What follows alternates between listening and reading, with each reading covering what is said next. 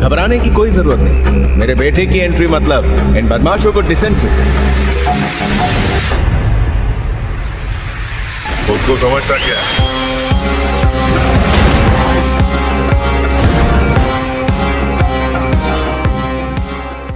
Syndicate का नया ruler, क्या होगी भंवर सिंह की चाल, क्या बदल जाएगा सिंडिकेट का रूलर। हेलो दोस्तों, मैं नितिन आपका स्वागत करता हूं पॉलीग्रेड स्टूडियोज में।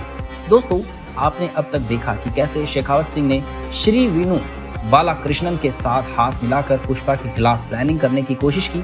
अब आगे सभी और एमपी सिद्धप्पा नायडू के इलेक्शन और पोस्टर की तैयारी बड़ी जोरों शोरों से चल रही है। सिद्धप्पा नायडू ने सिंडिकेट के सभी मेंबर्स की मीटिंग रखी, जिसमें सभी नायडू से मानो मुंह फुलाए बैठे हैं। तभी पुष्पा की एंट्री होती है। पुष्पा की एंट्री लेते ही नायडू खुश हो जाता है। पुष्पा भी नायडू को इलेक्शन को अभी से ही जीतने की बधाई देने लगता है, पर सिंडिकेट के बाकी सभी मेंबर्स मानो जल भून रहे हैं। सिद्धप्पा नायडू बताता है कि अभी 1 महीने तक उन्हें अपने लाल चंदन का धंधा बंद रखना होगा, क्योंकि अभी इलेक्शन टाइम है। जिस पर सिंडिकेट के कुछ मेंबर्स भड़क जाते हैं और कहते हैं कि तुम्हारे इलेक्शन के लिए हम अपना धंधा क्यों बंद करें, इसी सिंडिकेट के पैसों से तुम एमएलए खरीदते हो। जिस पर पुष्पा कहता है, तुम लोग ये बड़ी बड़ी बात करते हो, पर बिना सिद्धप्पा नायडू के हमारा ये सिंडिकेट भी नहीं चल सकता। सिद्धप्पा नायडू एमएलए खरीदता है और पावर में ही तभी हमारी चंदन की लकड़ियां बॉर्डर क्रॉस कर पाती हैं, पुलिस की रेड से बच जाती हैं, और तुम सब ऐसा बेवकूफों की माफिक बात कर रहे हो। सिद्धप्पा नायडू बताता है कि इलेक्शन ड्यूटी के टाइम उसे सिंडिकेट और उससे जुड़े कोई भी मैटर में इन्वॉल्व नहीं होना है।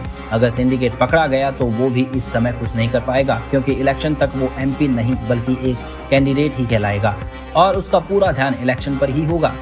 इसीलिए अच्छा होगा कि 1 महीने तक वो सब सिंडिकेट का काम रोक दे। सिंडिकेट के मेंबर्स ये सुनकर गुस्से का घूंट मानो पीकर रह जाते हैं। तभी सिद्धप्पा नायडू का पीए वहां आता है और बताता है कि उनका एक एमएलए उनके अपोजिट पार्टी में चला गया है। तभी फोन रिंग होता है और सिद्धप्पा नायडू के पार्टी वाले बताते हैं कि उन्हें 3 और एमएलए उनके अपोजिट पार्टी में चले गए हैं। सिद्धप्पा नायडू गुस्से में अपने पीए पर चिल्लाता है, ये क्या हो रहा है, कौन हमारे एमएलए खरीद रहा है। जिस पर पीए सर झुका लेता है और कहता है, सर इस बार श्री वीनू बालाकृष्णन अपने अपोजिट खड़ा हुआ है और वही ये सब कर रहा है।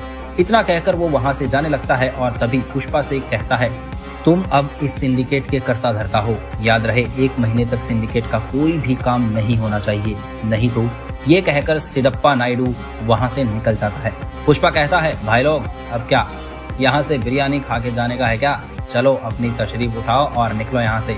पता है ना, सिद्धप्पा नायडू ने कहा है 1 महीने तक सिंडिकेट का सारा काम बंद, और अपन भी जा रेला है श्रीवल्ली के साथ 1 महीने के हनीमून पर। तब तक अपने को कोई लोचा नहीं मांगता है, क्या समझ में आया ना? कहते हुए वो वहां से निकल जाता है और सिंडिकेट के मेंबर्स बस गुस्से की भरी नजरों से उसे घूर रहे होते हैं। वहीं दूसरी तरफ हमें पता चलता है कि शेखावत सिंह ने एक बड़े से गोडाउन को बुक किया है। शेखावत सिंह श्री वीनू बालाकृष्णन को फोन करके बताता है कि उसका काम हो चुका है और हमें पता चलता है कि उस बड़े से गोडाउन में लाल चंदन की लकड़ियां रखी गई हैं। पुष्पा श्रीवल्ली के साथ क्वालिटी टाइम स्पेंड कर रहा होता है। श्रीवल्ली पूछती है कि क्या पुष्पा शुरू से सिंडिकेट का बॉस बनना चाहता था? पुष्पा बताता है कि पुष्पा जहां भी रहता है बॉस बनकर ही रहता है, चाहे वो सिंडिकेट हो या फिर कोई और चीज। पुष्पा कभी किसी के सामने झुकता नहीं। श्रीवल्ली बताती है कि वो और पुष्पा की माँ को पूजा करने गए थे। वहाँ मंदिर में उन्होंने पूजा के समय पुष्पा के पिता के नाम रखा।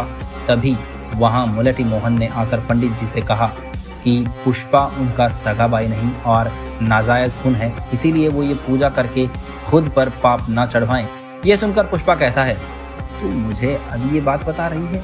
मैंने और मेरी माँ ने उनके कारण क्या कुछ नहीं झेला और अभी भी वो बाज नहीं आ रहे हैं। उन्हें पुष्पा का पावर दिखाना ही पड़ेगा। तो चिंता मत कर, आज के बाद से मुलेठी मोहन या उसके घर का कोई भी सदस्य तुझे कुछ सुनाने लायक ही नहीं बचेगा। ये कहकर पुष्पा गुस्से के मारे वहां से जाने लगता है, पर श्रीवल्ली उसे रोक लेती है। पुष्पा, मुझे पता है कि मुलेठी मोहन ने तेरे साथ बहुत अन्याय किया है और माँ के साथ भी, पर उन्हें नुकसान पहुंचाने से पहले ये भी सोच कि माँ को कैसा लगेगा। क्या माँ इस बात से खुश होंगी? वो भी आखिर तुम्हारा ही खून है। पुष्पा कहता है, ए मेरे को ये ज्ञान मत झेड़, वो सब लातों के भूत हैं और उन्हें वैसे ही समझ आएगा। मेरी माँ ने उनके सामने कितने हाथ जोड़े, कितनी विनती की, पर उन्होंने कभी मेरी माँ की तरफ दया नहीं दिखाई। उल्टा उन्होंने मुझे और मेरी माँ की जिंदगी बर्बाद करनी चाहिए। तू देख अब वो कैसे हमारे सामने नाक रगड़ेंगे। कहते हुए पुष्पा वहां से गुस्से में चला जाता है। क्या होगा पुष्पा का अगला कदम और क्या सिद्धप्पा नायडू की छिन जाएगी कुर्सी? जानने के लिए देखते रहिए बॉलीवुड स्टूडियोज। धन्यवाद।